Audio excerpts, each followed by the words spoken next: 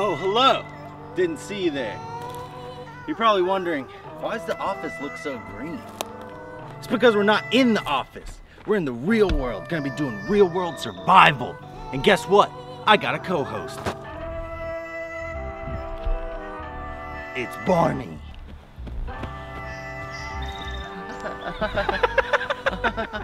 Hey guys, and welcome back to Office Antics Survival Saturday with your host, Preston Danger. I'm joined with Barney over here. Yep. And today we're doing an actual survival lesson.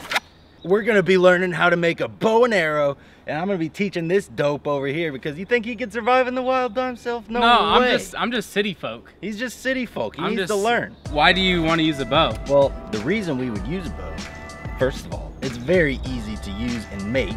Second, it's quiet and stealthy. Your hunting prey will never hear you coming. 3, it's, I don't know, long range. That's pretty cool. Ooh, can we try some target practice when we make it? Yes, we can. All right, Preston, what do we need to make the bow? Well, first we're gonna need a tree because they're springy. You know, you can bend them, they won't snap. Springy tree. Springy tree. Usually dogwood's the best. Dogwood. I don't know, how do I know if it's dogwood? You can tell by the leaves. There's not any dogwood around here. Okay, so it doesn't have dog attributes? It's a little furry. Sometimes it gets fleas. There's one right there.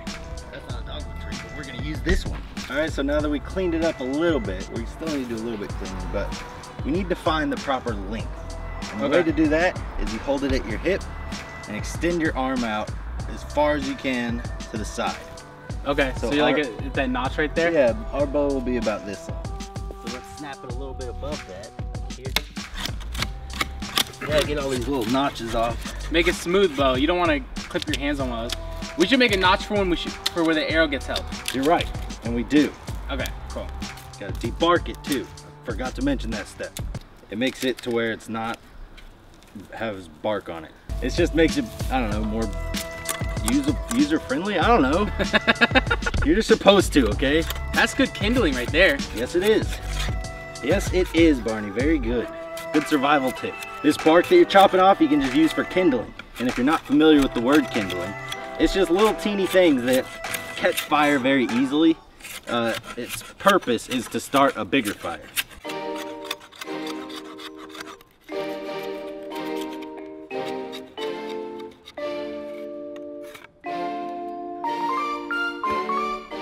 We're gonna do it like a long bow, which has a lot longer of a top than it does a bottom.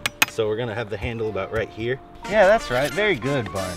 Yeah, and I gotta debark it now? Debark it. Watch your fingers. You wanna look down the length of your stave and make sure that that's flat and it's not tilted. And now I begin my journey on the lower taper. You know, it seems I found some rotten wood on mine. Well, in case of rotten wood, just, you know, cut it off and get another one. Barney just learned a very harsh lesson. You can spend all this time working, but if your materials aren't up to par, you're gonna have some rotten wood and you're gonna have to start over. Now that we've finagled our way down the good old bow and arrow, it's just a bow now, but we gotta add the notches for the rope.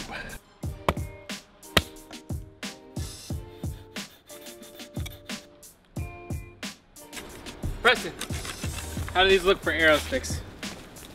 Let me see. Pretty straight, dude. Ooh, actually, these are very nice. Very nice find, Barney. So what do I need to do for them to make them into arrows now? Well, what you're gonna need to do is you're gonna have to smooth around them. So you're gonna have to cut off all these little knobs, just kind of basically debark them. Okay, and so then, kind of like I did with the bow? Yeah, and then whenever it comes to the end, you wanna use this end probably because that one looks a little frayed. So then you're just gonna go whittling. And that's make a tip? Yep, just cut it down to a tip. All right, cool, sounds good.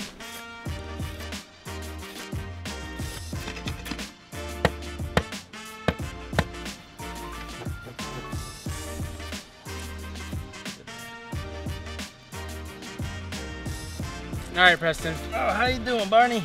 Well, this arrow came out a little bit better. It's got a nice tip to it. Okay. This one, the wood inside was really soft, so I wasn't able to get a good tip on it. Uh-oh. What do I need to do to these? I mean, if them. you could find a bird feather or something to, like, you know, make some feathers on the back, that would be cool. You want me to capture a bird? This is the string we got. As you can see, it's very thick, much thicker than it should be if you're doing bow and arrow. But since we're surviving, we're gonna have to make do. There's a rule whenever you're stringing a bow that you wanna have about this much room from where you cut your rope to where you string it.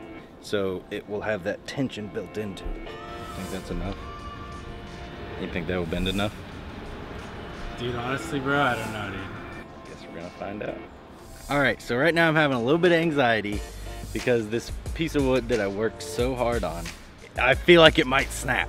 Obviously, it's gonna feel like that whenever you pull it, and it hasn't given me any cracks or anything indicating that it is gonna snap. But based off the wood that Barney found, I feel like it might have some rotten spots in the middle. I'm a little nervous because if I try to string it, like say the loop's here, and I try to pull it down and it snaps right before it gets to this, I'm gonna be so sad. You think, shoot, you think we can make it, dude? Oh, dude. That's kind of a stretch. Oh, dude. You gotta go over the top, though. It's even longer. Do you think we should try or what? Go a little bit, see how that works out. Get a feel for it though, dude. Don't break this thing, dude. No, no, it's not happening. It's not happening, dude. It might happen. It's not gonna happen, dude. Oh, I feel a lot better about this now. All right, so now that I adjusted the rope a little bit, string her up, dude. I'm ready to string her up, bro. All right, careful though. Careful.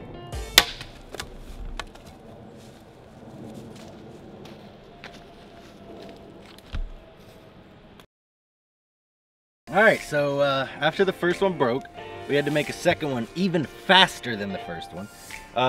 This one's a little bit better. It's definitely more springy. It's not broken. It's not broken. Now, we didn't really have the amount of time that it takes to build a bow, but this is the basic idea. If you take your time and you really focus and you know that it's good wood and you do everything right, you're gonna have a really awesome bow. This is a very basic demo. I will perform the shooting with this very professionally crafted arrow.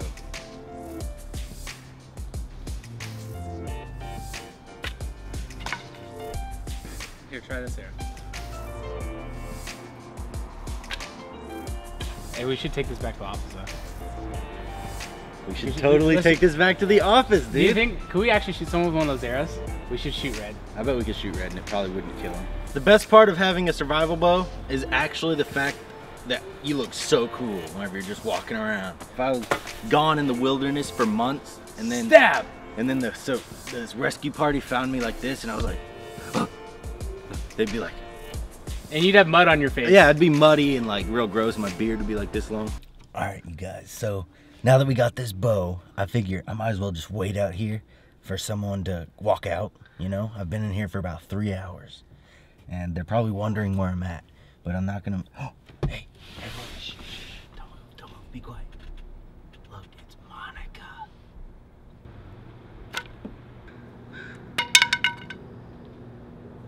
Oh. Yes, it works. Maybe not very well, but it works. Thanks for watching, guys. Don't forget to join us next week on Survival Saturday. I've been your host, Preston Danger, and I'll catch you next time, recruits.